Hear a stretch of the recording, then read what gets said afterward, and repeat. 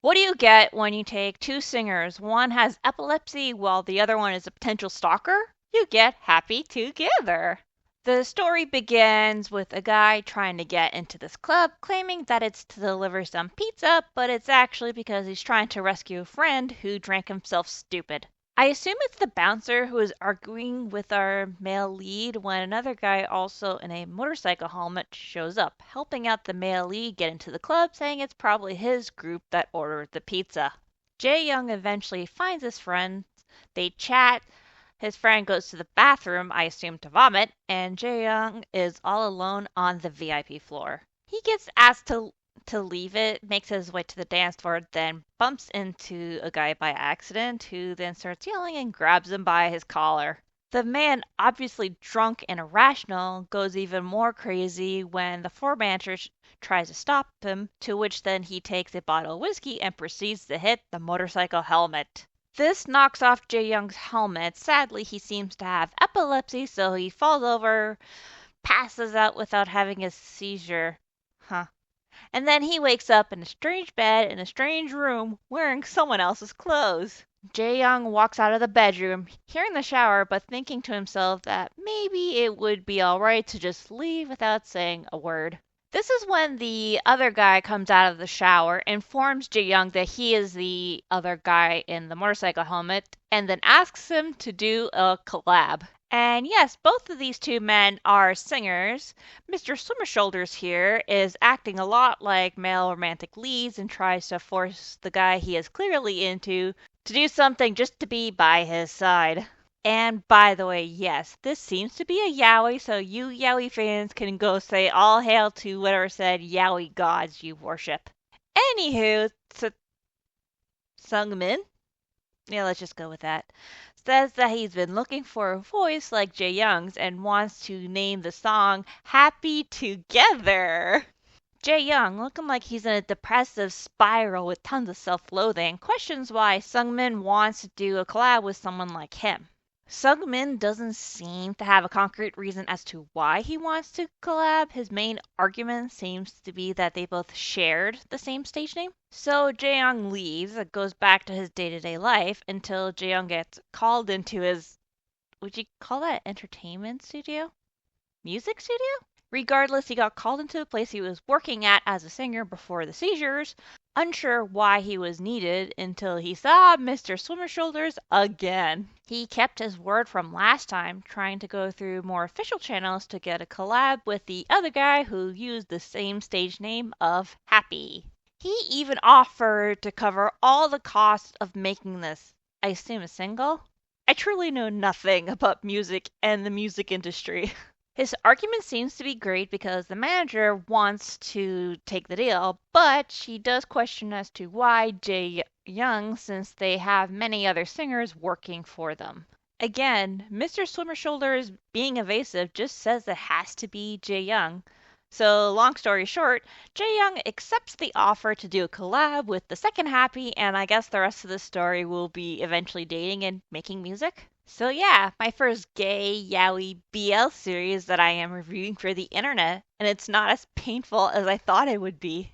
Just some quick background. I have a very opinionated friend who is way more on the LGBT spectrum than me, and they very much disapprove of BL stories. I also know of a video that has the same arguments as my friend, which I will obviously link in the description as a citation. In Goat Jesus' video on examining yaoi slash BL, he talks about the things that I have talked about not liking in romance, period. How there always seems to have a power dynamic and sometimes sexual violence between the couple. There being a very visual size difference between the couple. How heteronormative these characters are despite being both men, one obviously being more feminine while the other one is more masculine. And of course, being aimed at women and girls as its audience, but also written by them, not for the LGBT. My talking about this isn't at all me saying this is bad. I keep saying we need more diversity in fiction. This is why I gave a lot of praise to the Celestial Robe affair for the male and female mains not being very traditional in either looks or occupation. Yes, it was based on myth story where the woodcutter was male and the celestial was female, which doesn't change in this, but the genders main and the characters' dynamics do. Spoilers for the ending I will indicate on the screen when it's safe to watch, spoiler free for the Celestial Robe affair. So going off on my video of it, after they spend time together and Ganghwa gets annoyed at the man who assumed would be the husband of Mukdan, he kind of gets possessive of Mukdan and tells her that he can stand in as her husband for a while. Very silly argument. She says that he doesn't love her, so they can't be together, especially after his robe repairs itself. I guess to prove her wrong, he goes to heaven to tell his mother he will be staying on Earth as Mukdan's husband for the next 100 years. He comes back to Earth and flash forward, they already have 3 children and Mukdan has a fourth currently gestating. From that brief epilogue, I assume that Gangwa stays home with the children while Mukdan continues working as a woodcutter. So already it's clear that both of them are breaking some typical gender roles, but also since this might be a non-canon sequel to the original myth, like how Kupu and the Two Strings is a non-canon sequel to the Tale of the Bamboo Cutter, it's alright that it breaks some rules. Of course, this isn't a perfect story, nor would I call it good, but it is fun. I love the mains. It's a historical fiction with myth inspiration, many of my favorite things in one story. So now that we are free from the spoilers, back to the main point. I understand tropes are essential to fictional stories. There are some that I even like. But I also do think that there are always a place for some stories to break certain patterns in a story that's being told, but also a time for certain tropes to be retired. The main two that I dislike from BL stories is the crappy power dynamic slash sexual violence, and how even though both romantic leads are male, they still have the same dynamics that you see in straight stories where one is top, where one is the bottom, but also how one is always more feminine than the other. I doubt that is how an actual sexual relationship between two consenting men is like. And Go Jesus in his video talks about this more deeply, so you should go watch it for a better understanding. So my point after this long rant that I've been holding in since the second I saw that this was a romance between two dudes is that I'm hoping this story doesn't fall into that kind of trend. This is something I do fear with stories like these, like for example this one title Manta had very briefly on their library before taking it off and sending an apology email to the subscribers. For a less pointed story towards Manta's former library, I'll use my very first yaoi I came across in the beginning years when I first got into anime. And just some context, this was from the early years of YouTube where you could watch full animes without fear, but the quality or even the sub languages isn't always guaranteed. The first yaoi I ever came across was Gravitation. So spoilers for those who care, same deal as earlier. For those who knows, there is nothing more I need to say, but for those who are way younger, Gravitation was a story about a pink haired guy named Suichi trying to get big in the music industry with his best friend Hiro.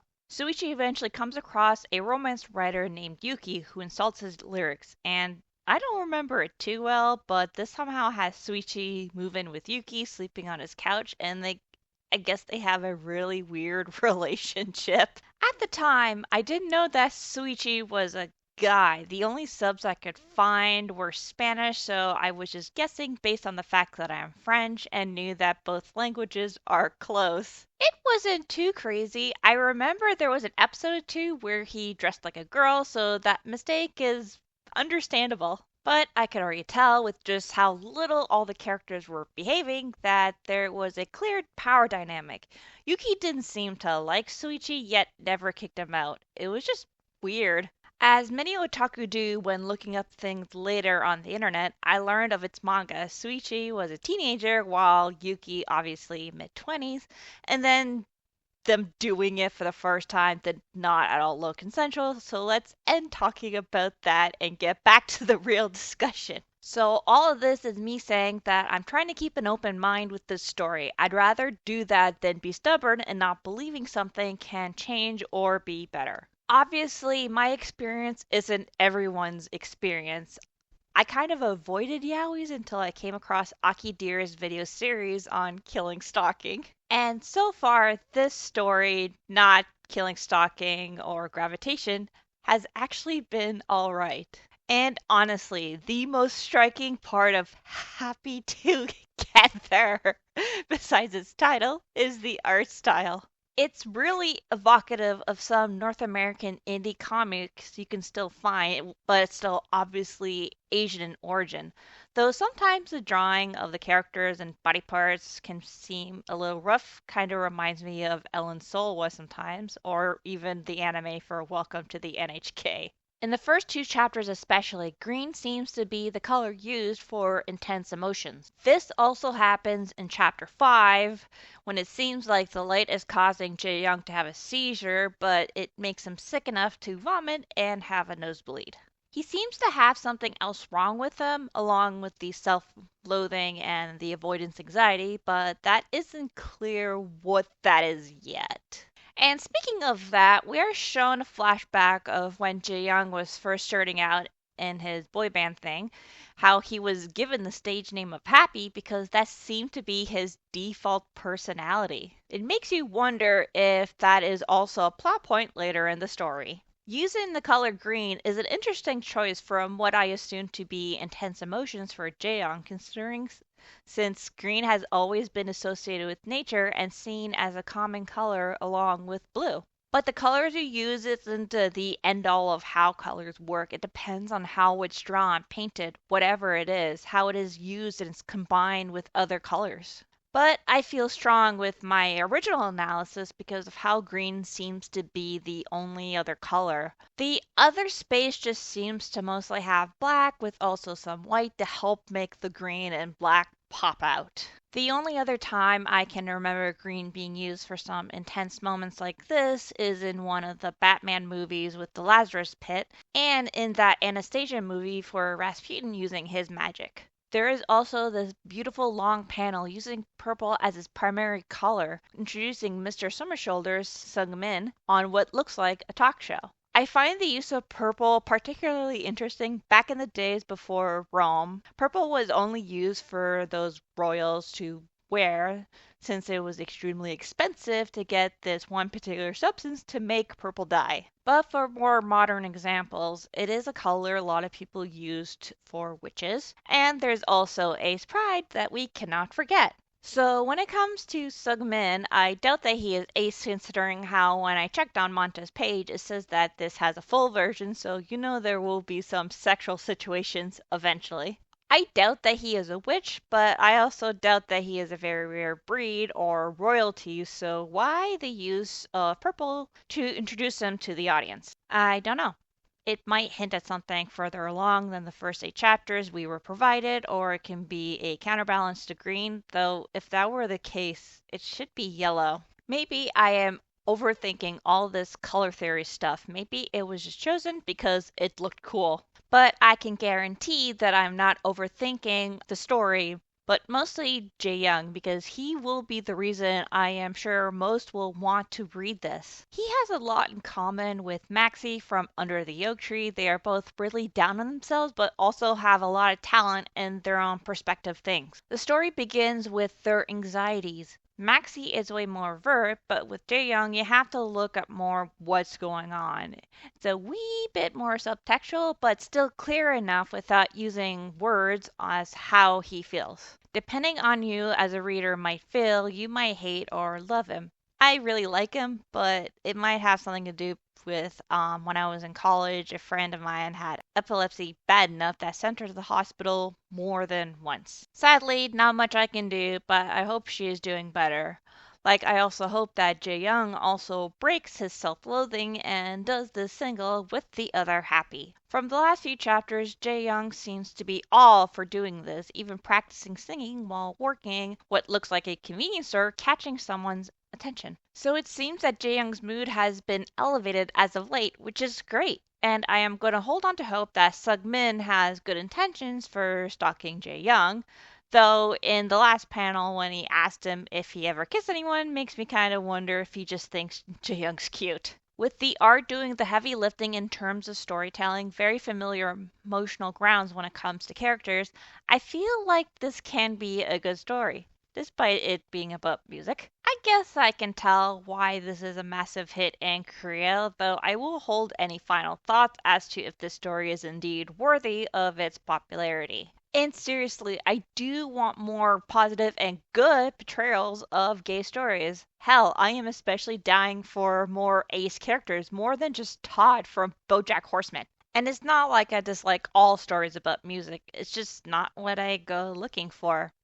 I wish Nana would get finished one day, though. And hey, I can be completely full of bullcrap, so you might as well try to prove me wrong by go checking it out on Manta. Right now, you can read the first 3 chapters for free for less than 2 weeks before deciding if it's your thing. Of course, there's a non dirty version of the story if you want to avoid that, but the cooler part of this deal is that each chapters are 10% off. I assume this during the same duration period that you being able to read the first 3 chapters. And not only can you read all of part 1, you can also read 4 chapters from part 2. That is a total of 28 chapters that is ready to be binged. Always remember to support the official release and so on. Stories are fun, same thing with art, so you might as well pay the people who do both so that they can keep making these things for your enjoyment. Whether officially or not, it would be a nice thing to do. I hope you guys all have an awesome day, and remember, I don't care how much you like the other person, stalking is very bad.